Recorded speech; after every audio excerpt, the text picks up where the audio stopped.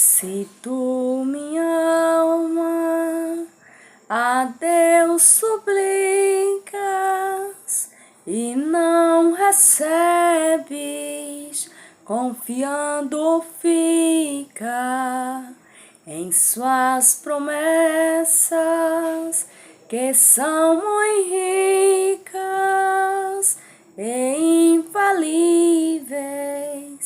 pra te valer. Porque te abates, ó minha alma, e te comoves, perdendo a calma.